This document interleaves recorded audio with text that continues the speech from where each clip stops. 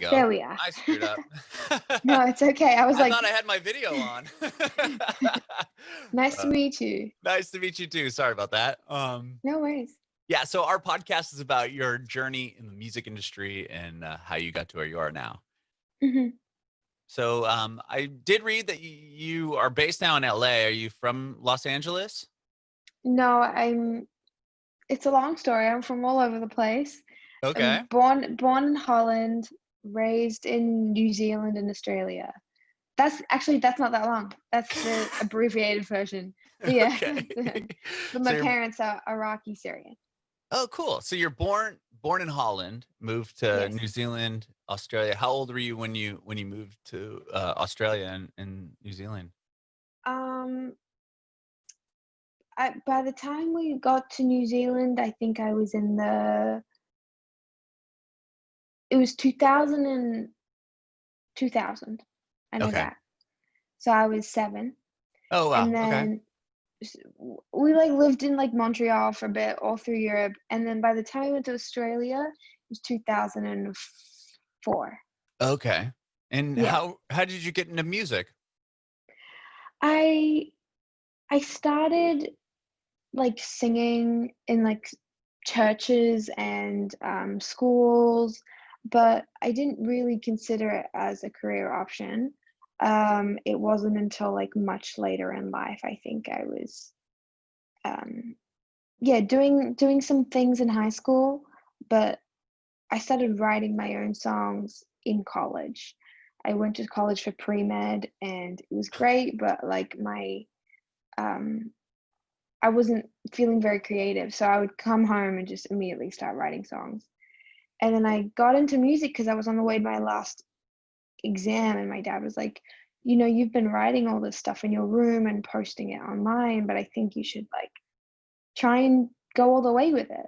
And having his sort of Blessing. vote of confidence Yeah. and blessing is what made me just go for it all the way.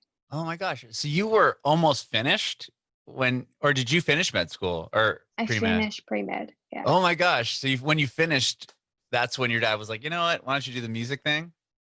Yeah, I was on the way to my last exam, and I was just on the way there, I was like, I remember being in the exam and not even caring anymore. I don't even know, I didn't look up what my final results were. At that point, I did not care. I didn't go to my graduation.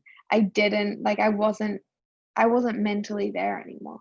Right. Yeah. It sounds like you didn't even, it was just kind of whatever. That's crazy. Yeah. Well, we're all glad that you went the music route. So Thank you. Yes. So you said you were putting stuff up online in college? Yes. Tumblr. On Tumblr. At that point, I was putting stuff on Tumblr, just covers. And I loved it because I could hide my face. I didn't feel very comfortable putting my face to my name yet or anything like that on my music. So yeah, it was a really great launching platform for me. And how did you start gaining some traction with your career? It wasn't until I did another cover, but this time I posted it to SoundCloud, and it was definitely more of a real, I flipped Mario's Let Me Love You, a song that I just absolutely love and wish I wrote. I flipped that and I put it online. I did that because I remember seeing another Australian artist who goes by the name of Chet Faker. He had done that with a cover of No Diggity. And I thought that was brilliant. And I was like, what I need a team around me before I start putting out my originals. And I thought that putting out a cover would help me find my team, or might pique some kind of interest. And it did. I found my manager on the back of that. We've been together since. And it's that cover has changed my life. So with that cover on SoundCloud, it just started getting a ton of streams? Yeah, I mean, at the time, Hype Machine was really big, and it was number 1 on Hype Machine for a while. Wow. And I was a bunch of big YouTube accounts had reached out and asked to share it. And so like I think on SoundCloud back then it got like 5 million plays and Oh something my similar on gosh. YouTube. And like that doesn't sound like much now, but then it was like huge. It was especially like so huge for me. 5 million plays Um now is still ridiculous. but I wouldn't downplay it. but yeah, I mean it was like definitely helped me launch my career and helped me find my people. Sure. So that from that song, that's when these people started reaching out to you. And then what happened next? You found your manager, and then did you start releasing your own music? Were you still doing covers? Yeah, so I was started releasing my own music. I had written and produced an EP by myself and with my friend Jack, Hmm. who goes by Thruppence, and I had been flying myself to Melbourne. Basically, I was doing these low key like weddings in Brisbane to Hmm. pay for my own EP, and I would Oh, fly back and forth. And on the weekends, I'd be in Melbourne working with my friend Jack, and then during the week, I like maybe on like a Friday or something, and I'd play a wedding. And that was a really like great way to save money. And I I found my manager. His name is Kellogg, and we just sort of agreed that we should start putting out originals. And through the Let Me Love You cover, I then met a main collaborator of mine called Taku, and he helped me finish my debut single. So he ended up producing it out, hmm. and that was the first original song that I put out like officially. Okay. Um, And what song yeah, was that? a heartburn. Heartburn. Okay. So that was the first like official track that you had put out, and that was Yes. still self-released. No, so I had just like I had finished the EP, but I had just signed to Future Classic, which is like an Australian label that I got connected to because both my friend Jack and Taku were signed to Future Classic. So I was like, Oh, okay. well, they're my friend's friends, so let's just Sure. do it. Let's go for it. Right. And Yeah. what did they do for you? Did they get you some placements on like Spotify, or did you do any shows?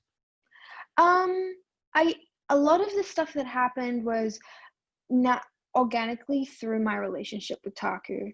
Hmm. So for example, my very first show that I played like the week before Heartburn came out was a boiler room that he was hosting, and then I was able to like support him on that. And then we traveled together. We played a bunch of shows in the US, and so it was more through my relationship with him that it opened up a lot of doors than my label.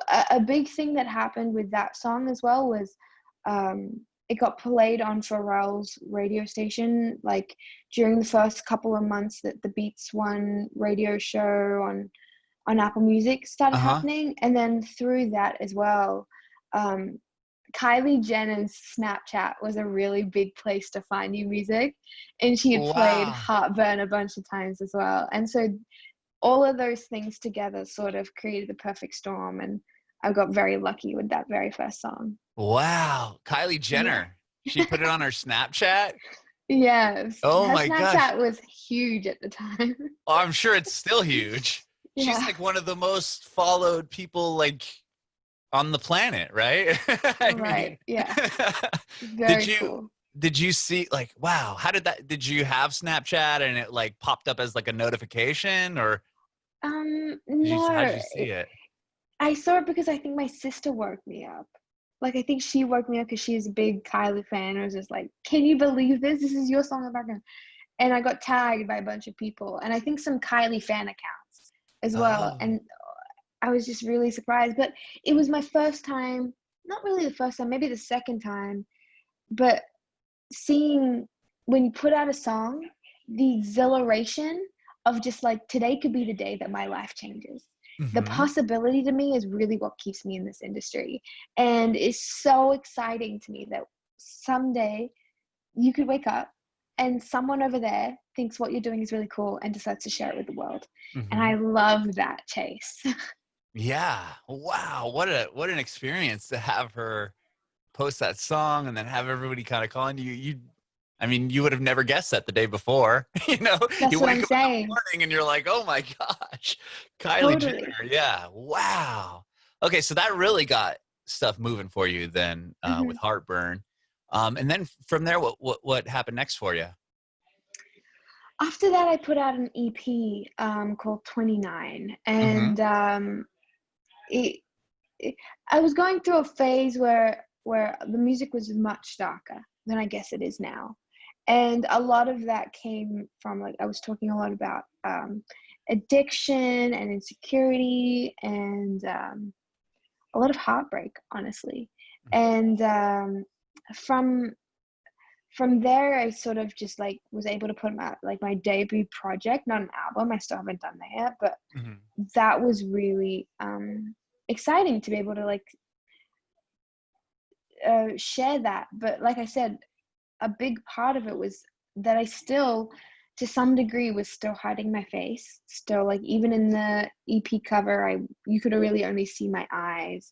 I was very shy and very sort of going through an identity crisis just before that. And so I wasn't really comfortable with letting my audience fully in. Definitely not to the degree that I am now.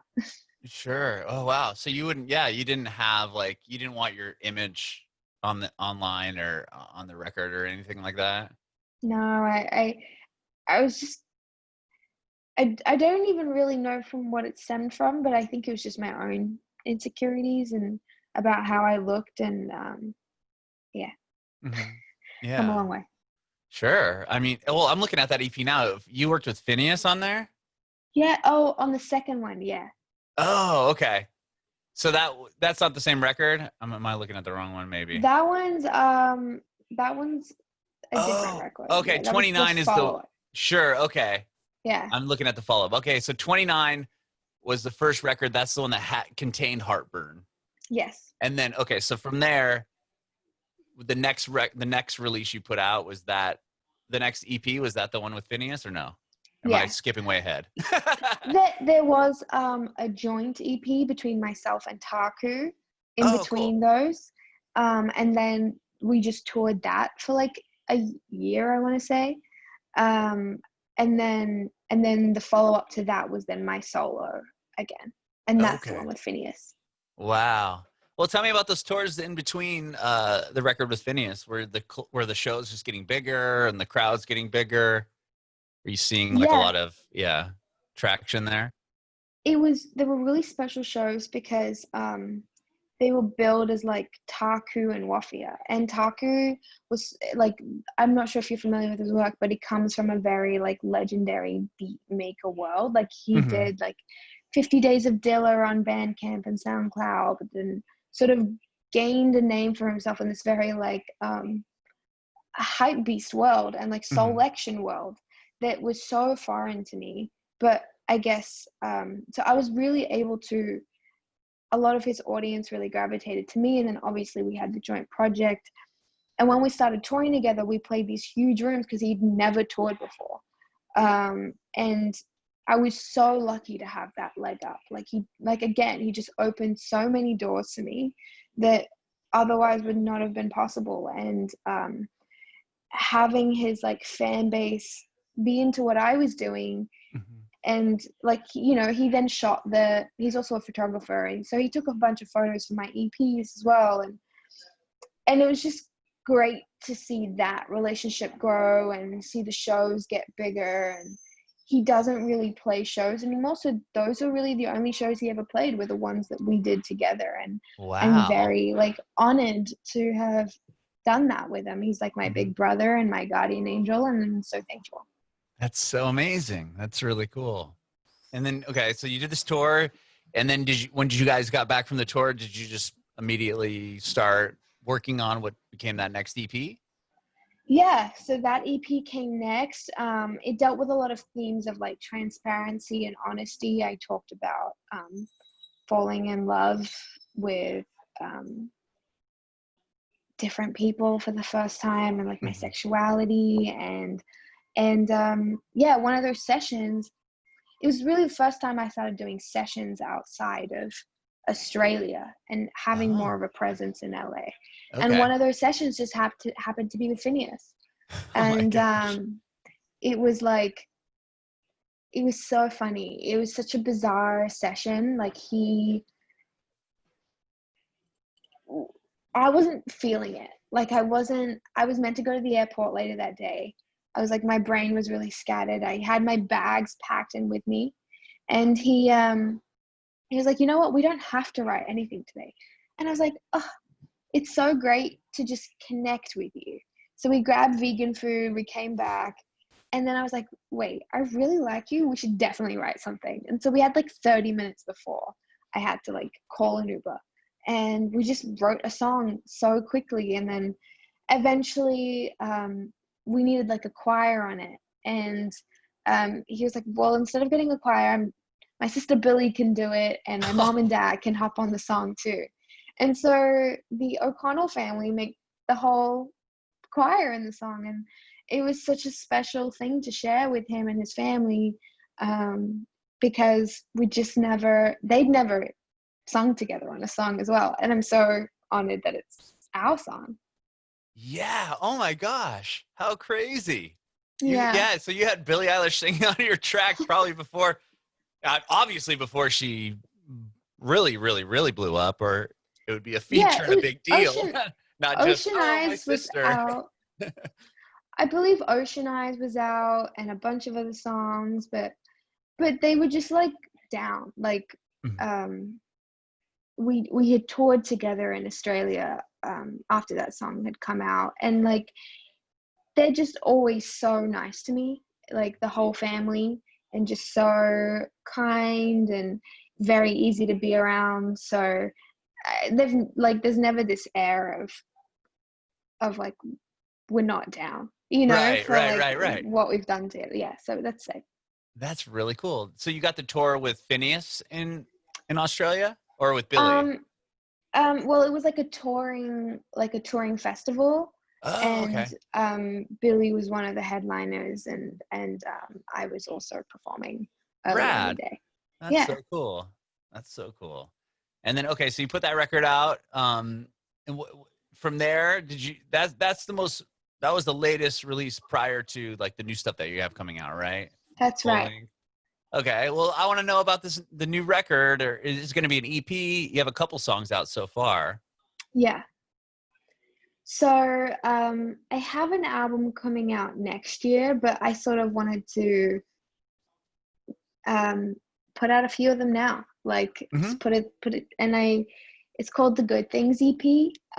It's really fun. It's total 180 from what I've done in the past, in terms of like, it's just not as dark. Mm-hmm. And I think my audience has definitely seen me grow into this person that I am now. And it's lighthearted, it's fun, it's also really vulnerable. I was in a abusive relationship for 2 years, and so it all kind of came to a head when I had to decide between my career and this person, because they made it that black and white. And that was really the wake-up call for me. It was like, oh, this person doesn't really want what's best for me. There's a lot of ego involved, and I would pick my career and myself every single time if you like give me an ultimatum like that. Mm-hmm. So I wrote a song called Pick Me. That's the first sort of song off that EP. And yeah, it's a little body of work, part of something so much bigger that I'm really so proud of. Okay. Because aside from it being like the music, I think is some of the best I've ever made, I also believe that I had to make that during that relationship, out of that relationship, everything, and all of it has formed who I am now. And I'm so glad that I get to share that story with other people, and also realize that it's absolutely not a unique story at all. Like it's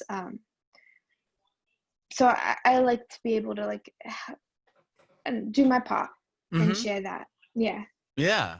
And you also, I mean, you talked about like your first album, you didn't want to like really show what you looked like, and you're kind of like, What was the turning point that made you go, you know what, I should probably, be more, vulnerable? I mean, exposed, I guess. I don't know. I think it's that like I was preaching a lot of song, like I had a song called I'm Good, Mhm. and it was preaching confidence and self-empowerment, and I don't know that I was ready at that point to preach that. Like Mm. I regressed into the same bad relationship, um, and and I felt like a fake. And I also was um, I had a lot of my own personal things that were holding me back that I Mhm. was using as excuses, and I realized that like I was doing a disservice to my audience by not being authentic. And so a lot of that just like having to be really honest about this relationship, having to be really honest about the last 2 years of my life, and do a lot of growth. I went to therapy. That really helped. And allowed me to be like where I'm at now. And I'm still working on that. Like that's still a work in progress. Yeah, I think we're all kind of still working on our things. You know Totally. what I mean? It's like a never-ending process. I want to know a little bit about the Lewis the Child thing that happened Oh with you, yeah. because I'm on Lewis the Child's Spotify, and that song is like, I don't know, 150 million more plays than anything else, even on his page. So, Right. can you tell me about that song and how that all came together? Yeah. So there was original talks for them to do a remix of a song that I Mhm. had done. And there I was working a lot with their roommate, Oh, Robbie's roommate. And so he was like, well, let's just set up a session instead. I was a little hesitant at first because it was EDM. And I was right. like, I don't know how I fit into this world. I'm not sure.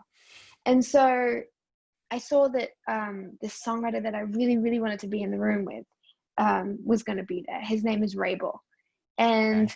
And that was the first, like, I was like, okay, I have to do it. Like, I love the Lewis the Child guys as people, but I Mhm. was like, I'm not sure how I see this working, but I'm going in with an open mind, and I love this songwriter, so I'm sure we'll come up with something great. And I mean, we did. Like, Right. Rabel has gone on to like write a lot of my biggest songs with me, Uh-huh. and but that moment in the studio was really magic. I mean, I remember sort of talking about how I had this friend that was constantly sort of cheating on her partner. And I thought Mhm. her partner was really bomb. And I was like, girl, why are you doing that? And Right. like, and so this song was like, it should be to a friend, not in a judgy way, but just in like you're self-sabotaging. Come here. What are you doing?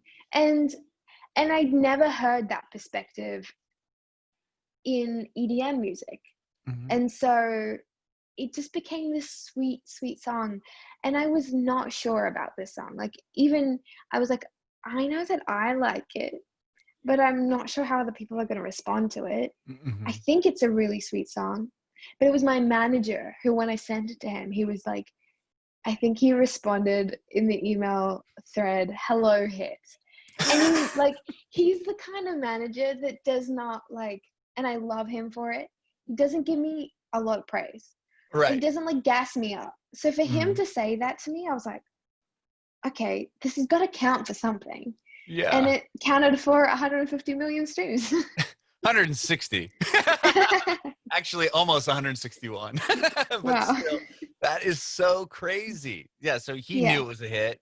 You obviously knew you liked it and it was going to be a hit. But wow. And then what, it just went up on like their Spotify or yours? Like how did you It guys start seeing the traction come like that?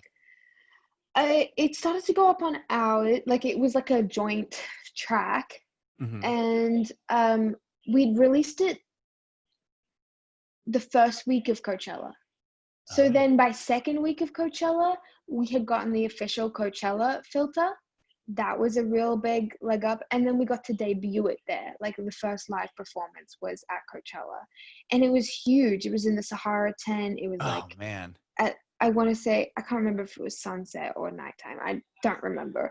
But I was just like so stoked to be there. It was my first time there, playing to like 50,000 people. Yeah. And it's just a wild, wild experience.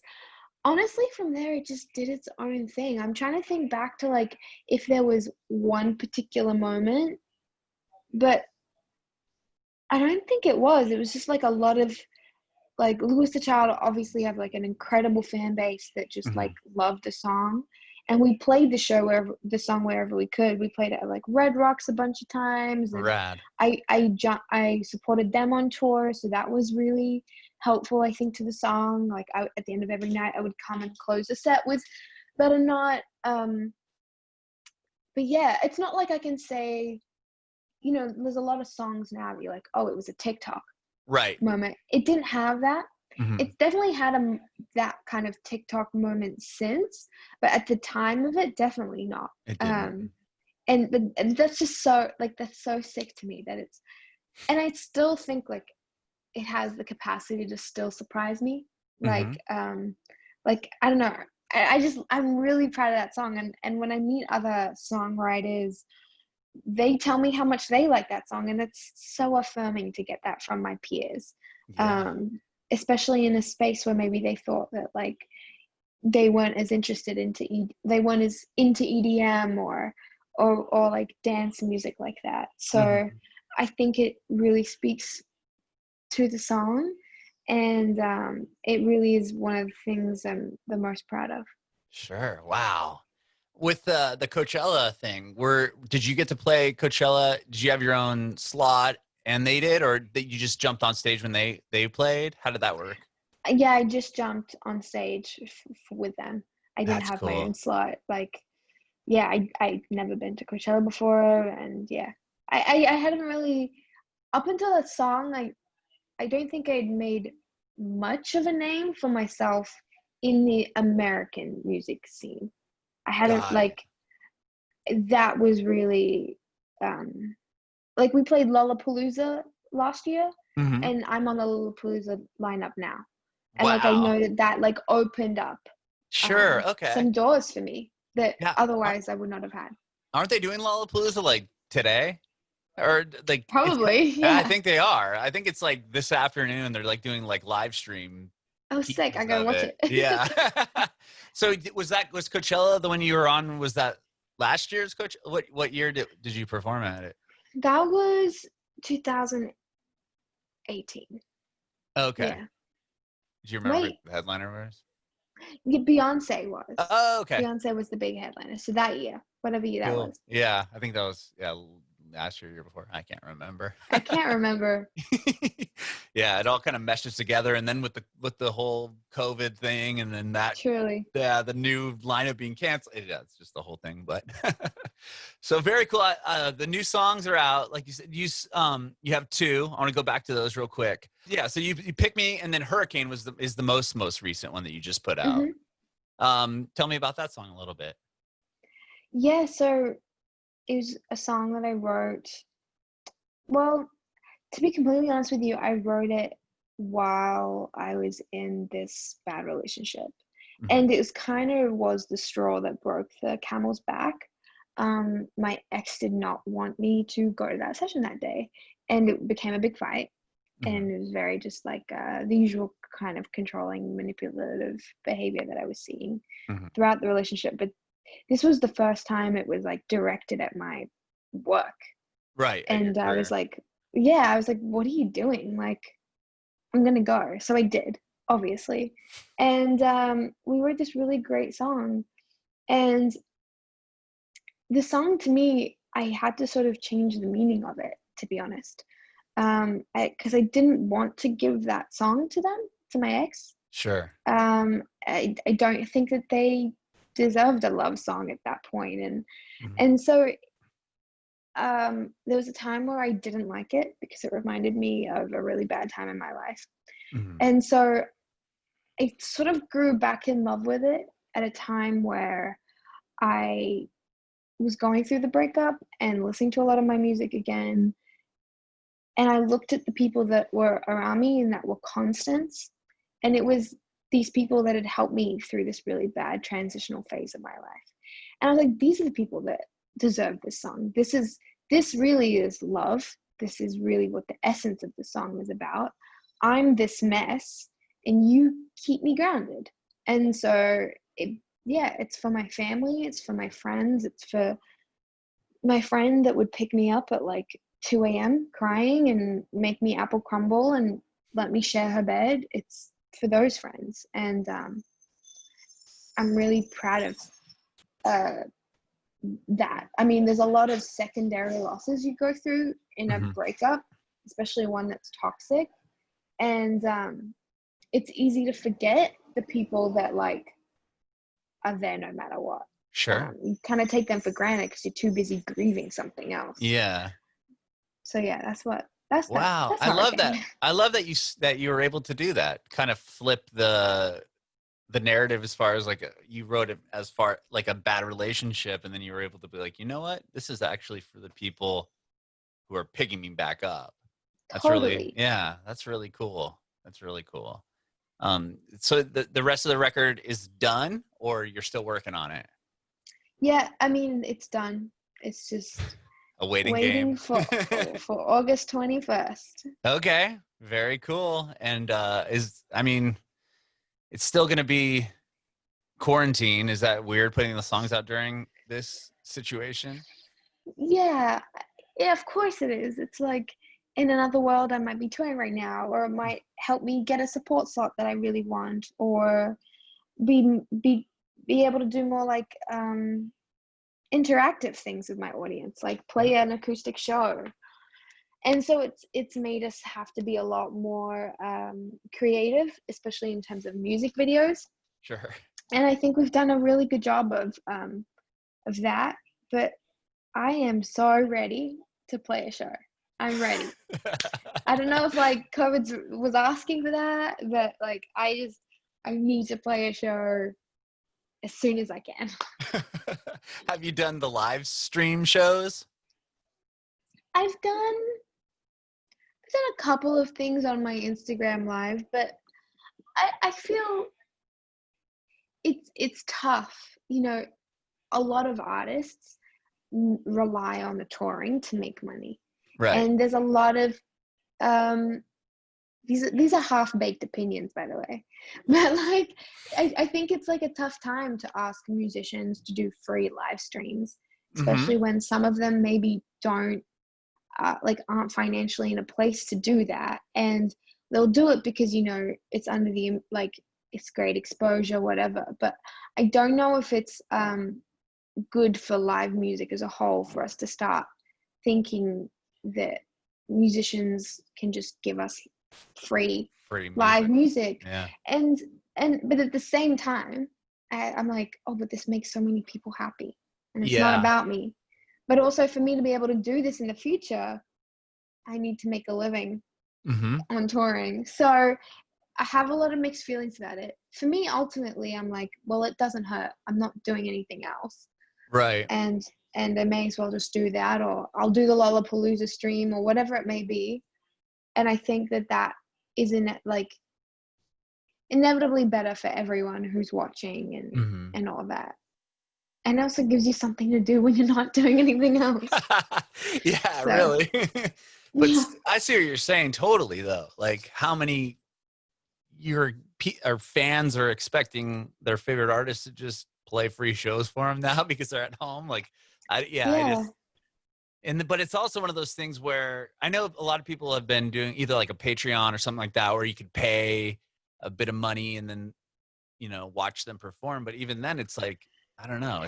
The whole thing. I also feel so weird about asking for I can't do it. I feel like that would be also a weird thing for artists to have to do. Say, hey, watch me play some songs from my living room for $15 or whatever. But if you know, like if you feel comfortable doing that, all the power to you. For someone like me, I can't see myself doing that. I'll continue doing what I can for free. Also because like in a way I'm like I'm thanking these people. I wouldn't have a career if they hadn't ever bought a ticket like a year ago in the first place. Sure. So, yeah. Overall, my feeling is gratitude, and I'm thankful that I do get to do this, but I do think a lot about the artists that maybe wouldn't really like are in a really bad position because of COVID right now. Yeah, no, I completely agree with you. Have you been writing a lot, or like being quarantined? Have you been able to be creative, or is it difficult? It's been really difficult for me, honestly. I haven't. Next week I'm going to try my first Zoom session. Okay. I'm not stoked on it. I should probably go in with more of an open mind. But I'm just like, for me, I love the nuances of being in a room. The reading the body language, being able to celebrate a good melody together, overhearing something that someone else said. And I think that maybe some of those things might get lost on Zoom. Totally. I'm definitely like, I'm writing for myself a lot, like in my journal, in my notes that I keep concepts and stuff. I do that every day. But I don't, but I haven't really felt compelled to write a song. Maybe that's because I'm also like in the process of releasing music. And I had previously done a session, almost 5 sessions a day for the last 2 years. Wow. So, not 5 sessions a day, 5 sessions a week. A week, okay. I was like, geez. No. A week. But still, 5 a week's a lot, right? I mean, that's like a full-time job just going in every day. But you got to show up. Like, it's a job like anything else, I guess. Sure. At some point it takes over and it does become that. And I'm grateful that it's that I get to put all my time and effort into, you know? But like, yeah, I'm interested to see if I'll like these Zoom sessions. My gut feeling is no, but we'll see. There's clearly some resistance there. I could imagine it'd be hard to like vibe off somebody in like in a music sense if it's through a computer, but I don't know. I definitely know that I'm a very quiet songwriter. Like, I love when I'm in the room with someone that I can bounce back ideas off of. And I do come with ideas, but I feel shy a lot of the times. I'm like, I know what I like, but I'm not confident with what other people in the room, if they might agree with me or not. So I end up getting stuck in this feedback loop and second guessing myself. And I don't know that in a Zoom that someone will be able to pick up the little things that I'm humming to myself very unconfidently. Yeah, no, I could completely see that just being not the best situation with, like with writing and collaborating over a computer screen. But you know, I guess you got to do what you got to do what you can right now. So definitely. Well, thank you so much for taking time to talk with me today. I really, really, really appreciate it. No, thank you. This was really fun. Oh, thanks. I just have one more question for you. I want to know if you have any advice for aspiring artists. There's so many routes you can take with this question. I think I would have 2. One would be, there's a lot of patience involved that no one tells you about. You're constantly waiting for stuff, either for things to pick up, things to slow down. You're constantly waiting to be on tour or find out good news, or waiting for new music to get released, or waiting for some kind of deal, or whatever it may be. Or you're waiting for planes. There's always waiting. So I think just be prepared to have a lot of patience. And then secondly, I would say is try to learn the roles of jobs you want filled around you before you fill them.